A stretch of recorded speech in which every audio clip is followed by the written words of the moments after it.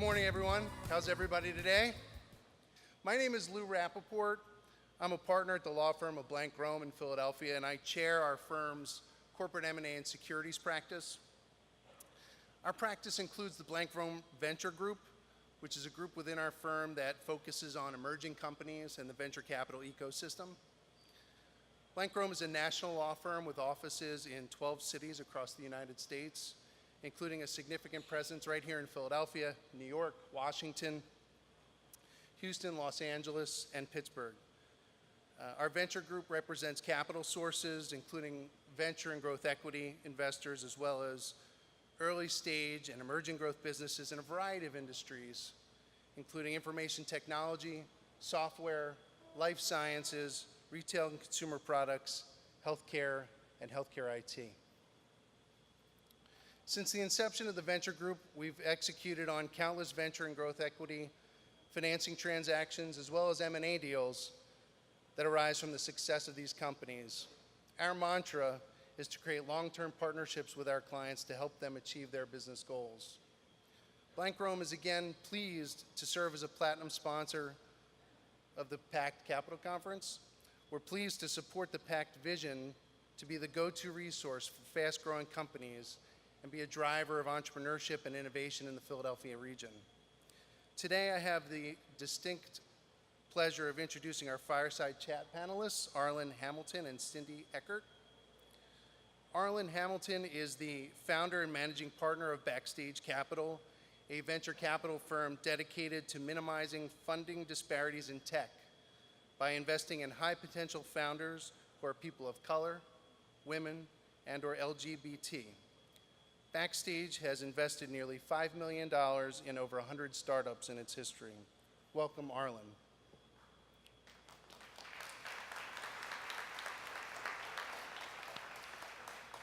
Our second panelist is Cindy Eckert, who is the CEO of the Pink Ceiling, a hybrid venture capital firm and consulting enterprise which serves as an accelerator focused on helping female founders launch new products and companies.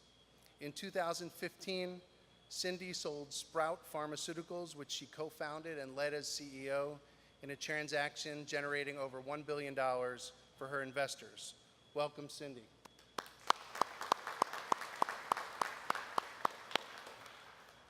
So without further ado, I will turn the floor over to Michelle Caffrey, reporter with the Philadelphia Business Journal, who will be moderating our fireside chat. Michelle?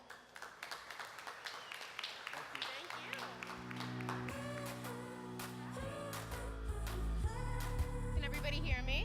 It's all good? Awesome. Well, I hope you guys are thrilled to have these two amazing women here to talk about everything they're doing in the venture capital world that hasn't been done before and is being done in a whole new way. So I think that the best way to kick it off here would just to give each of you like a few seconds to just say, what it is you want everyone here to know about you and what you're doing and the drive behind it. Okay. Hi, everybody. All right. Cool. So I was saying I was just still getting over the billion with a B, so I'm going to have to catch up a little bit here. So I'm Arlen. I started this fund 3 years ago after having absolutely no background in finance and having been an operator in a small business myself, but other than that, being a complete outsider, especially to Silicon Valley. I saw the disparities between the amount of money that was going to straight white men and everyone else, and by the audience, I know that you feel me.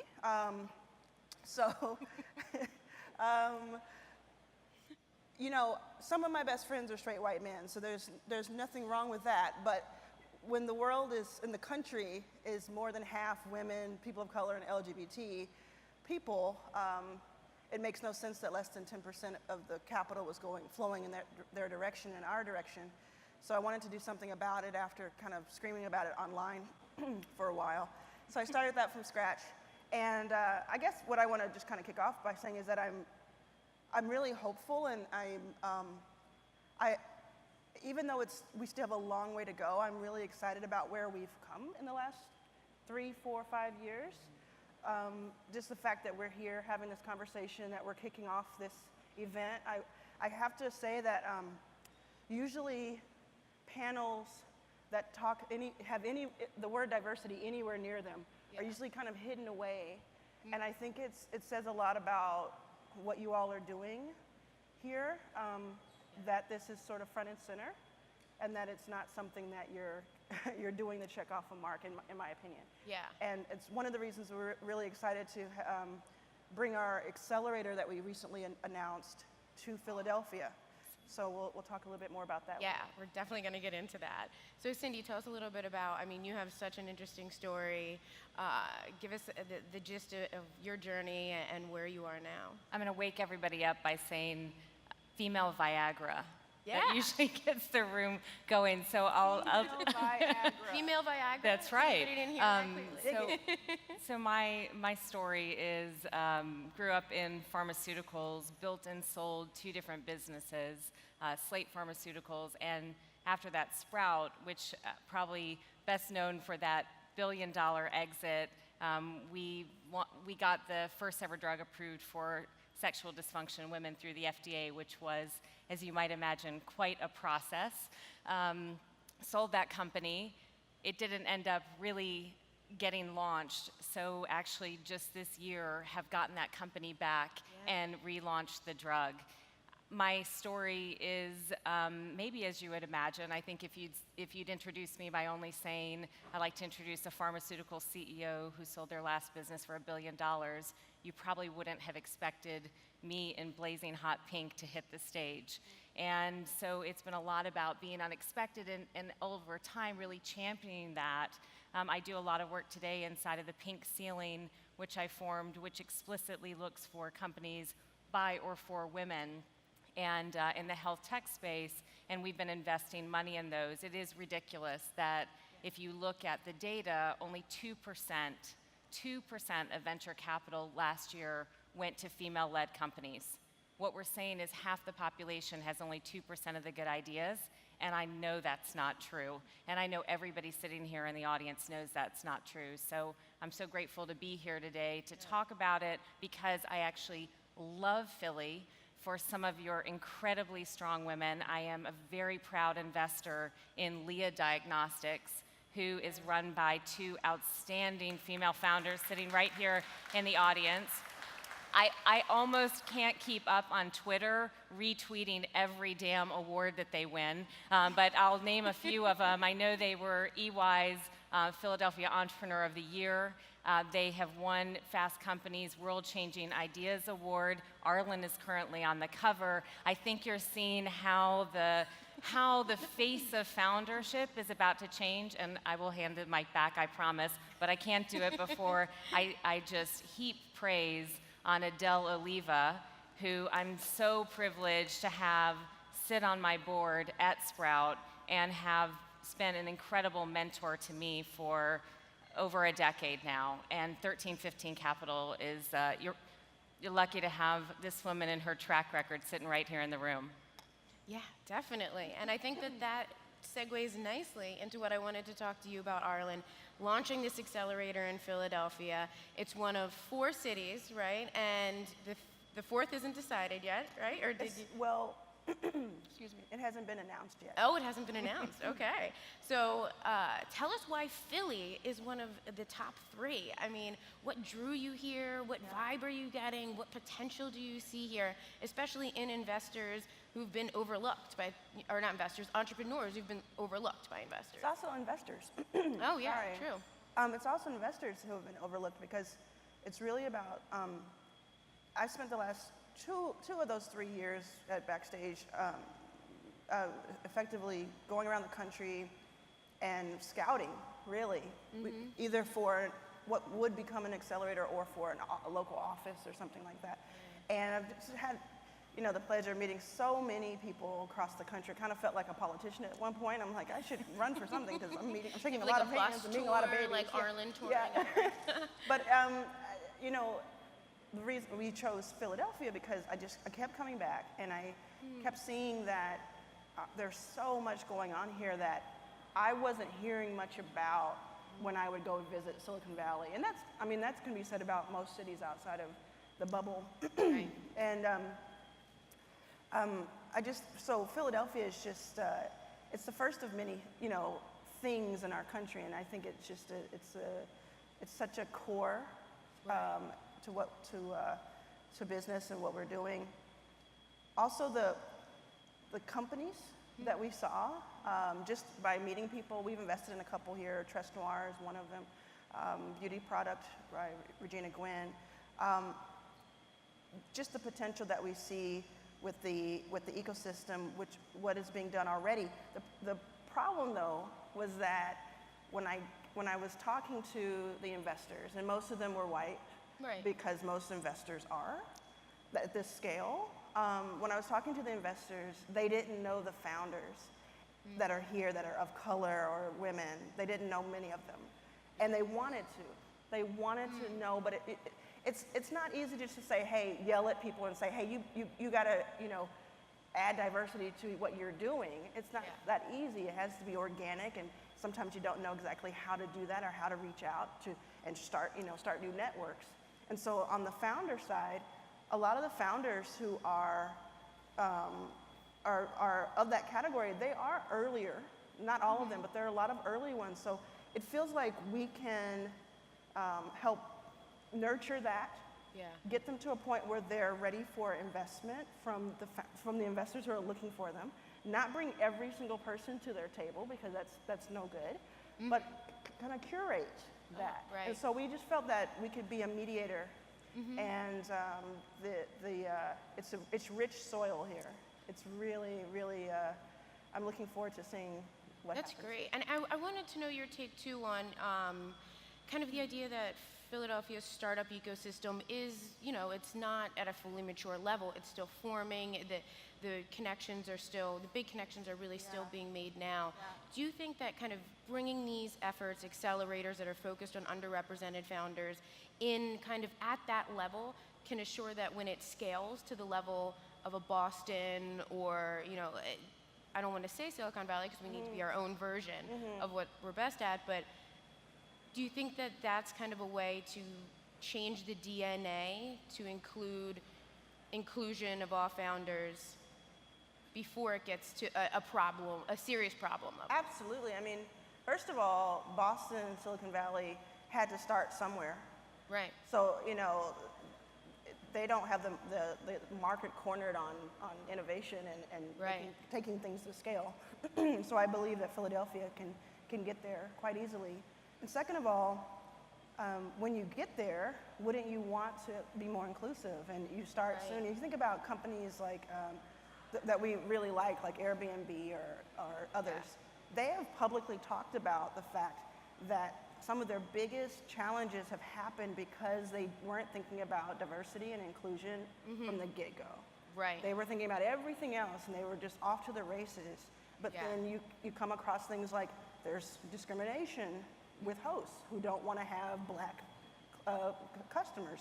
And they had to spend millions of dollars to course correct.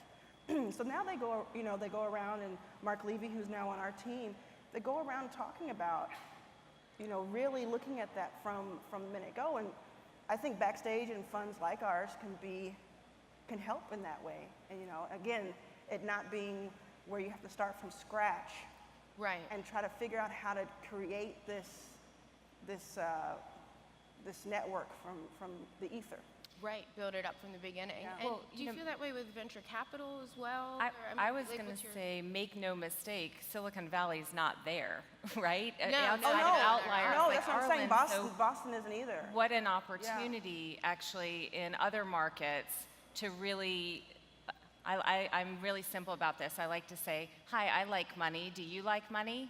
Great, because we have all the data. In fact, one of the sponsors here, right first round, has demonstrated they did an audit of all of their investments, and the companies with female founders outperformed men in terms of creating value by 63%. I mean, we have that data, and if you're in another market, so my headquarters for Sprout is in Raleigh, North Carolina, I think about this a lot. We're seeing opportunities with investors who are often overlooked by the traditional system. And yet we know by the metrics they're probably going to perform because they are going to be able to stretch the dollar further, just like you can do here in Philly. So I think it makes these pockets so interesting. And what will change the belief system are the exits, right? Once you start to see the exits, Which I think you're doing, right? the next, well, the next woman who walks in the room in blazing hot pink might not be laughed out of the room.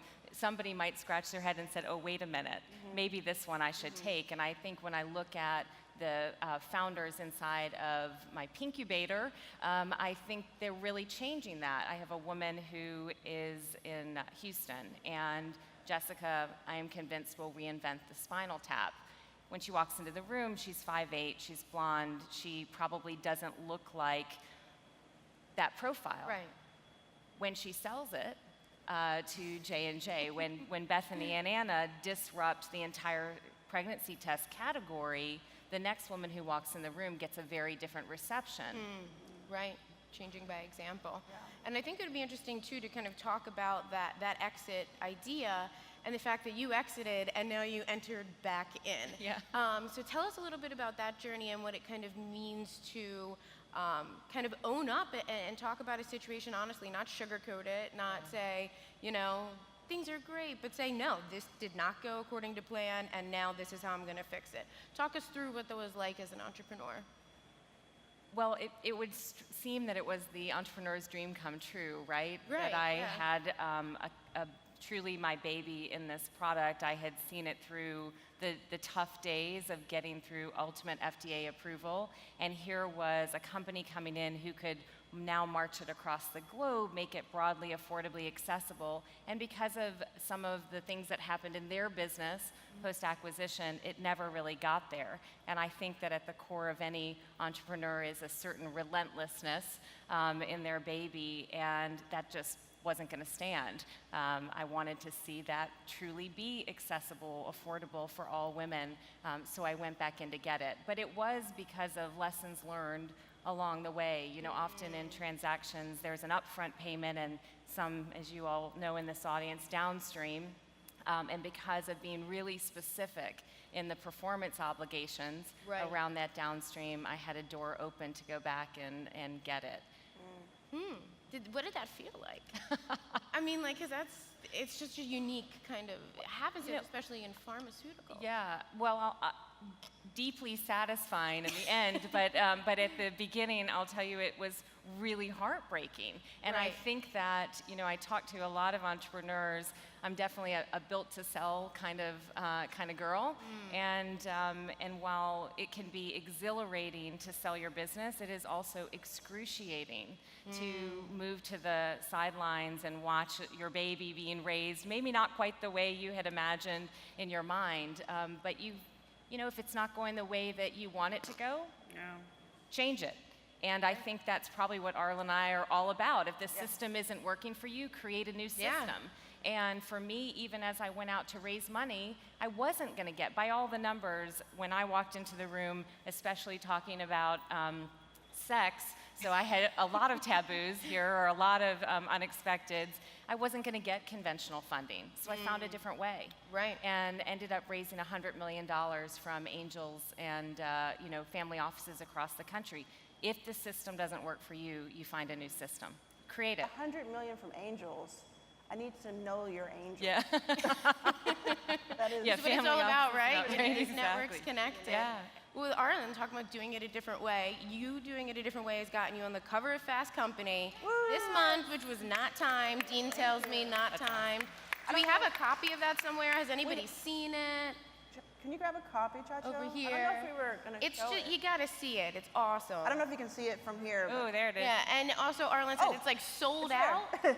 Oh, nice, perfect, yeah. I mean, I guess you might as well Yeah. put it up anyway, but so awesome. And you're making history with this cover, right, as the first. So I'm the first black woman who's not a celebrity or Here. like an athlete, musician.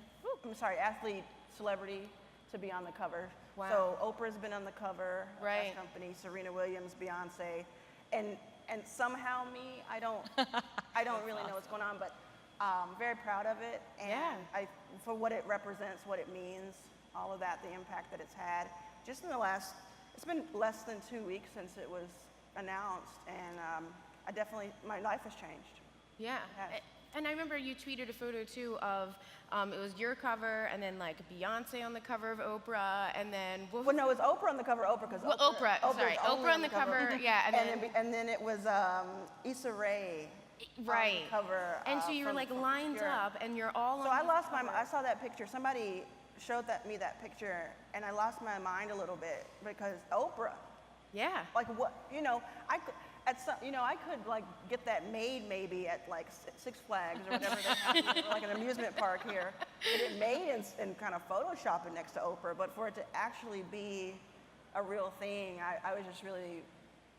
I still am every day blown away by it. Yeah, I mean, I have a great one of me on the cover of ESPN in my softball gear when I was Oh, 11, right? nice. Yeah. Yeah. So I'm wondering though, seeing all of that at once, do you feel that you and the immense reaction that you've had, the immense attention, do you think that you've kind of hit on that galvanizing moment of people really recognizing this problem and throwing the resources, putting actual money into it, of Yeah. diversifying, like hitting the same thing I think we talked about people realizing there's a lot there. Black Panther movie doing amazing, and Crazy Rich Asians kind of opening people's eyes to everything that's out there, and now they're really seeing it. Do you feel like you're kind of a part of that? I feel like I'm a part of it. I think there's a couple of things going on. One is the movement itself and people are realizing that, and I'll talk about that in a sec because Right. the fact that we're realizing it now is ridiculous. Yeah. But the other part is, I think the actual execution of what I've done. I think, and that took a while for me to understand, Yeah. is that it's not just about the potential of what's there, it's what's actually been done. We've invested in 100 companies across the country. Yeah. In 3 years, and these 100 companies come from 3,000 that were sourced, or that, inbound and outbound, that are led by underrepresented, underestimated founders. And so it can be done, it can be found, they exist. Yeah. So I think that is in my personal story probably as well. Now the Black Panther thing, absolutely, this year is an inflection point. Right, And that yeah. we'll never, be able to replicate it. It's a really important time. But I think, it's funny, like we're sitting again, I don't know much about sports, but what I do know is that when I turn the television on and I watch a football game, I watch an Eagles game, I watch whatever the other ones are called, honestly. Eagles are the only ones Yeah. you need to know here. I do know that I see a lot of black bodies, Yeah. and I see a lot of white bodies in the audience. And So- as owners. Yeah, so we, black people and brown people and women, all of us have been driving culture the whole time. Right. And it does take surprises like a Black Panther, surprises like Crazy Rich Asians. Right, which for- shouldn't have been surprising. Yeah, they shouldn't have Right. been. I mean, I would have, if I had a chance to bet on either one of them as an investor, I would have moved mountains to be in either one of them from day one before they even filmed. Right. Because, of course, think about who the most influential people are in the country. Even if it's not for you, I guarantee you, for your children, they're influenced by a Beyonce. They're influenced by a Rihanna. They're influenced by all the youngins that are coming up that I don't know their names either. Right. But they're influenced by black and brown bodies and minds. Yeah. And so I think it's just our time. It's the reckoning that's happening. Do you feel that same way with the women venture capital, like focused firms as well? And also, I'd love to hear about the kind of like intersectionality too. The criticism that like just purely white feminism gets. Like, how do you kind of blend that focus of women and women of color and women or people on all sides of the LGBTQ spectrum? Like, how do you kind of see, from your perspective, from everything you've been through, how the progress is there and what remedies you've kind of seen just from your experience along the way? What's worked? So I think it's a mind shift. right? That it's not a niche market. Right. It's insane, actually, when we think about that. And having been in the room often pitching ideas that were female-focused, the response was niche market. And when we think about the fact that women control, 80+% of purchasing decisions, and in healthcare particularly 85+ for their entire family, that was an absurd notion. And I think that's part of the breakthrough is, the who has buying power in the room, and why aren't we opening our eyes to that sort of potential? And again, I'll go back to the bottom line, data of it all. So, for me, the mandate is about paying it forward to other women because I've walked a mile in their shoes. And I'm a firm believer that, may the best man or woman or whoever has the best idea win. But that's obviously where I'm going to invest my own money is how do I get other women to outcomes like mine, and how do I reach my hand back and get them there, hopefully faster than I was able to get there myself. Because I think we are talking a lot about, I say this often, women need a voice. What I think women need is power.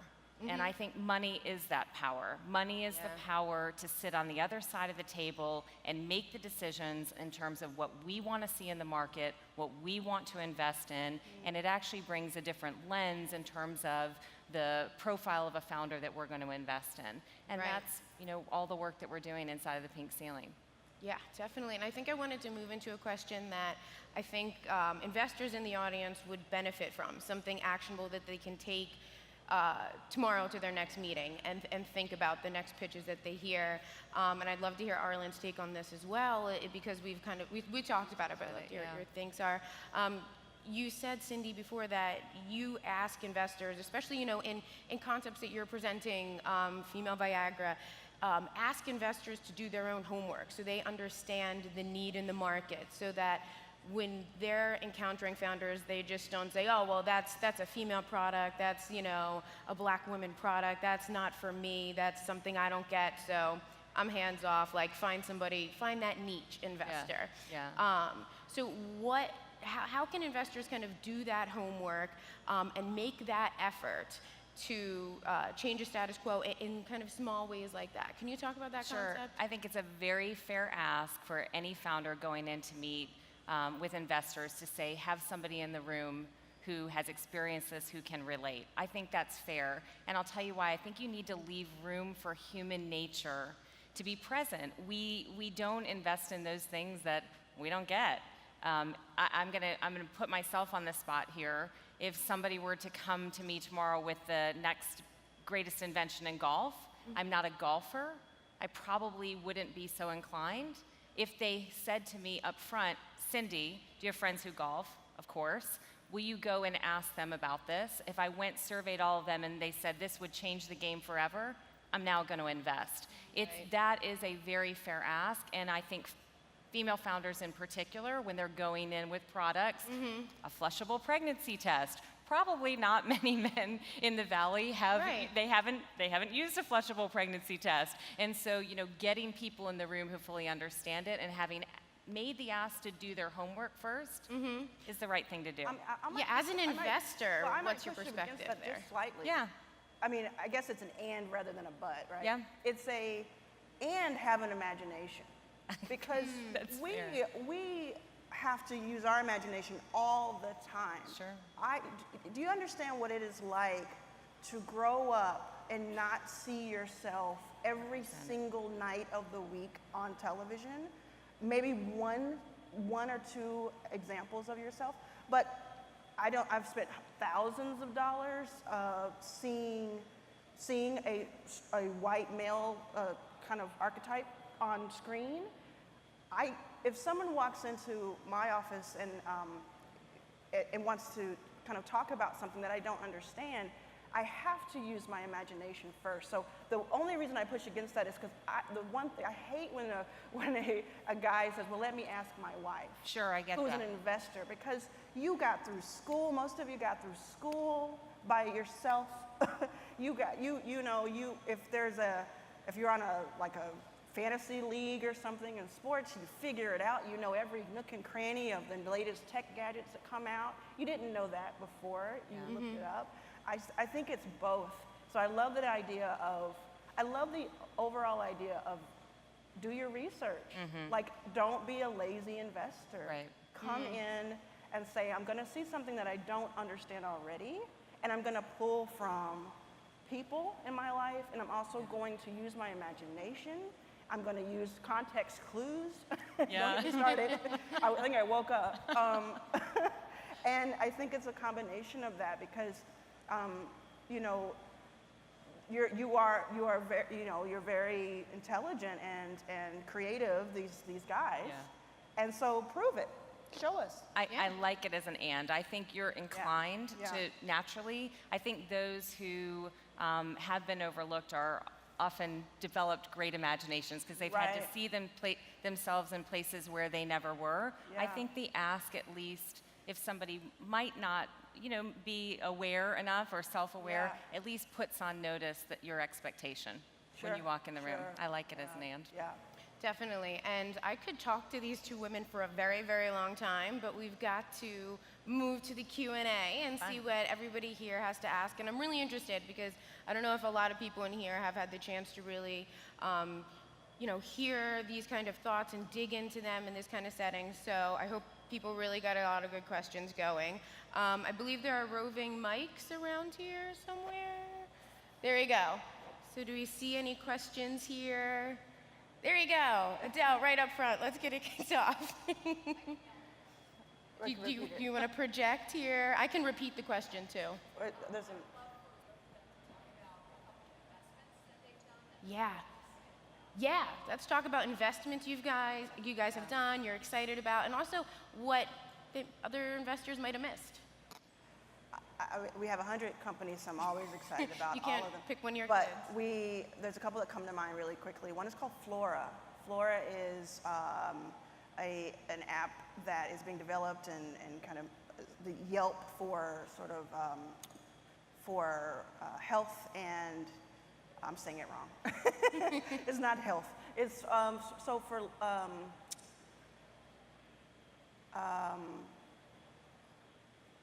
wow, I've lost it. You got a lot Sorry. of companies. I know. I'm telling you, I haven't slept in 2 days in a row, and I kind of just caught myself. I need to do self-care. And we didn't even get to the here's self-care thing. question. I said I need to do self-care. This is what the app is about. Yeah. So it's an app for self-care. It's like a Yelp for learning new habits. So if you wanna go vegan for a week, but you don't want to go all the way in, this is a great app that helps you find the vegan spots around you, and it's actually targeted towards a more urban, younger group of people that wouldn't be targeted by, you know, the Whole Foods of the world, things like that. And it's led by a woman named Kaylani, who is a singer who just opened for Demi Lovato on tour, and she reached out and she really wants to be an example and a role model for a new generation and a new type of a new type of founder. I think of Uncharted Power is another one there in New York, and they are essentially going to be powering many of the new smart cities across the world.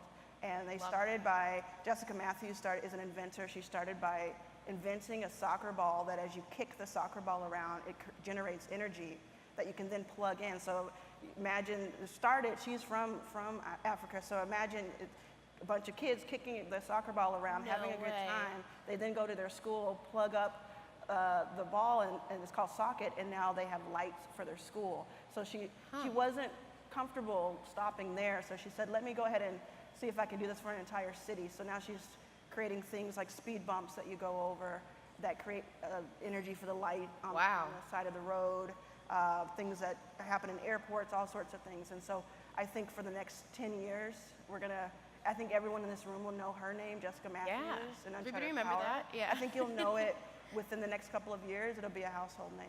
Awesome. What about you, Cindy? What company is like you're super jazzed about? Well, Leah Diagnostics, of course. I Yay, have to be gotta go to the predictable. hometown. Anna and Yeah. Bethany here, I'm really excited about not only the fact that they have a flushable pregnancy test, a category that it hasn't seen any disruption, but really the patent that they hold and how that could be applied across diagnostics is important not only here in the US, but outside of the US as well. I'm very excited. Can I go on? I have to name a couple. Undercover Colors just launched. It is with basically the simple dip of a finger in a drink, touch it to a little token. Basically, you can detect the presence of date rape drugs in drinks. So love those products that are not only innovative first, but often important catalyst in social conversations. I'm going to tell one more. Fathom AI, which is a biometric sensor, and also a female founder from right outside of the Philly area who is just extraordinary. It basically will detect deviations in movement that would be predictive of future injury. And to watch how she problem solved, Ivana was a poor kid, and she decided that her only way out was to get an athletic scholarship. She was a nationally ranked soccer player, and then she injured. And being Ivana, she then began rowing, got a full ride to Duke, and while she was at Duke, basically invented this technology. She's completely problem solving for her younger self. Love that profile of a founder and the sheer determination to see it all the way through. That's Awesome. the way you said that. Yeah. Let's see other hands here. All right, back here. Morning. I think what you're doing is great in helping to break through barriers, but we also know that founders of color or female founders don't just face challenges in raising money, but also after that occurs. There are some industries like the bro culture in Silicon Valley where getting customers, getting partners continues to be a challenge. What are your thoughts on, once funded, how we can all try to overcome that? That's a great question. I mean, I think, because of the size checks that we were writing at the beginning, 25K to 100K, we've moved on to other numbers. We had to have value add from day one that had everything to do with customer acquisition to other scaling. I think you mentioned Silicon Valley in the question. I think the answer is not to be in that bubble. I mean, that's why 2/3 of our companies are outside of Silicon Valley, because they are finding customers. They are speaking to a group of people who are not in the bro culture. I don't consider this room to be bro culture. I consider it to be, understanding group of investors and operators. And I think I think you're seeing a mass exodus from Silicon Valley right now, from all of the people. And it's kind of interesting because it's sort of, it's like a day without a woman sort of thing. Like, the people that are leaving are the people who are quietly the driving force of Silicon Valley, and it's being felt. So that's another thing to think about, is if you don't do something now to kind of shore up and make people feel included and accepted, you're going to end up losing them, and that might actually affect your bottom line in a different way. Right. Well, unfortunately, we've run out of time. I don't know how that happened. But yeah, thank you. But I took 2 minutes pausing, so. Well, thank you all so much for being here. I am just so thrilled. Everybody check out, there's a lot of great stuff that they've put out, content, podcasts, all this really good stuff. So make sure you check all of that out, and a lot of applause for these two amazing women. Thank you. I want a signed copy. You got it.